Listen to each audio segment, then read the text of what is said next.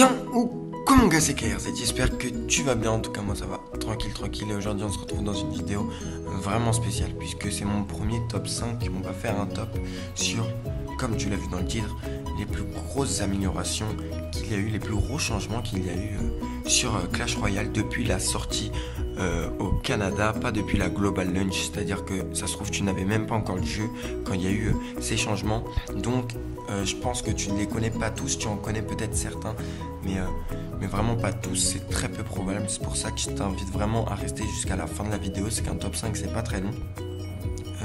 Je tiens aussi à t'inviter à lâcher un like, même si tu n'as pas encore vu la vidéo, à lâcher le like en fin de vidéo parce que ça m'a pris beaucoup de temps à monter et à faire, même à penser. Et voilà, c'est tout ce que j'ai à dire aujourd'hui. Le gameplay n'importe pas, je vais mettre un gameplay de la TV Royale, mais c'est vraiment pas ce qu'il y a de plus important. Aujourd'hui on va s'intéresser donc au changement qu'il y a eu. Donc je vais juste trouver un combat, on va mettre l'arène 9 quand même. Voilà. Alors, bah c'est parti.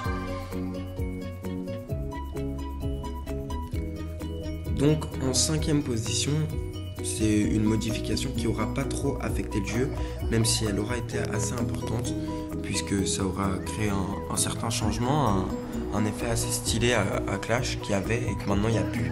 C'était tout simplement la possibilité de mettre les noms en couleur, comme vous le voyez à votre écran. Là ça s'affiche, c'était le compte de Raze qui avait son nom en bleu, donc il était possible de mettre, grâce à une manipulation assez simple, son nom dans n'importe quelle couleur.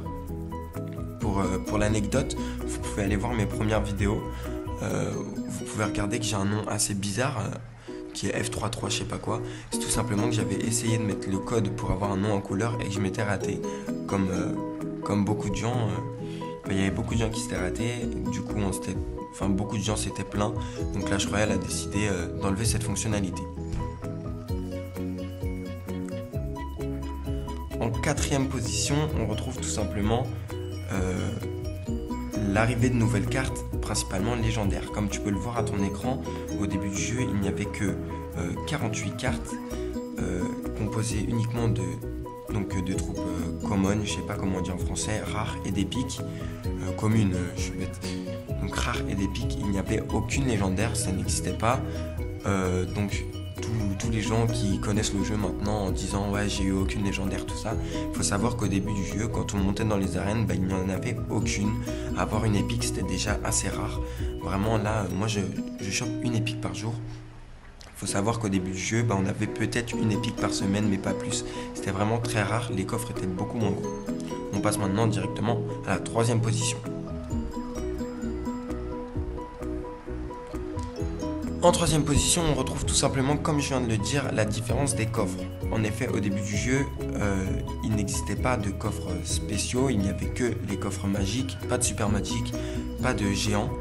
Et le shop était composé, comme tu peux le voir à l'image, que de coffres en argent et de coffres en or. Il était possible d'en acheter. Là, tu peux le voir à l'écran. C'est un shop d'arène 1.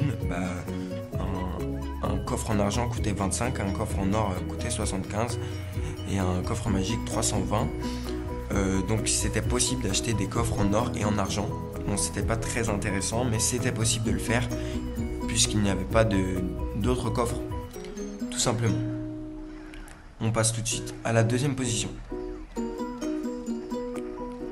Alors la 2e position, c'est une différence majeure dans le jeu puisqu'elle nous touche tous, puisque au début du jeu, il n'existait pas 9 arènes comme aujourd'hui depuis à peu près 4-5 jours. Il n'en existait que 6 et l'arène légendaire n'existait pas. En effet, comme tu peux le voir à ton écran, l'arène royale se débloquait, je lance un autre combat, l'arène royale se débloquait à 1700 trophées seulement et était la dernière arène, on ne pouvait pas aller plus haut. Donc Clash Royale a tout d'abord décidé de rajouter l'arène légendaire qui se débloquait à 3000, puis l'arène mécanique, je sais pas trop comment elle s'appelle, d'ouvrier ou je sais pas quoi, en poussant l'arène royale à 2000 trophées. Et donc là, il y a 5 jours, elle a décidé de rajouter le pic à glace à 2600 ou 500 trophées, je sais plus. Voilà. Donc maintenant, comme tu peux le voir, c'est le changement principal, je trouve, au jeu. C'est tout simplement l'argent comparé au combat. Je sais pas trop comment dire. Mais alors, comme tu peux le voir maintenant à ton écran, il faut savoir qu'au début du jeu, jouer un combat était payant. En effet, tu peux le voir. Ouais, je dis beaucoup d'en effet, hein. Trop sérieux là quand même. Je veux bien être gentil, tout ça, mais non, là c'est trop sérieux. Donc comme tu peux le voir, jouer un combat c'était payant. Fallait mettre des pièces. Et donc là, voilà, ça s'affiche à ton écran. Plus tu montais d'arène, plus tu devais payer. En arène 1, c'était 1 pièce. Arène 2, 2 pièces. En arène 3, je te laisse deviner, 3 pièces. Bah ouais, c'est logique. Et donc ça change vraiment de maintenant, puisque maintenant, quand on joue, on gagne des pièces. Alors qu'au début du jeu, on en perdait. C'était beaucoup plus dur de jouer. Il fallait trouver un équilibre entre les trophées qu'on gagne, les pièces qu'on dépense. Donc d'abord, Clash Royale a décidé d'enlever le coût des combats, puis a décidé de mettre des gains de pièces à chaque combat. Donc ça, je pense que c'est la différence majeure, puisqu'on montait beaucoup moins vite. Ceux qui ne payaient pas ne pouvaient pas enchaîner les combats. C'était impossible. Améliorer les cartes et payer des combats, c'était vraiment trop dur. C'est pour ça, je pense, que Clash Royale a décidé d'enlever. Et je pense qu'il recevait beaucoup de critiques comparé au Pay to Win.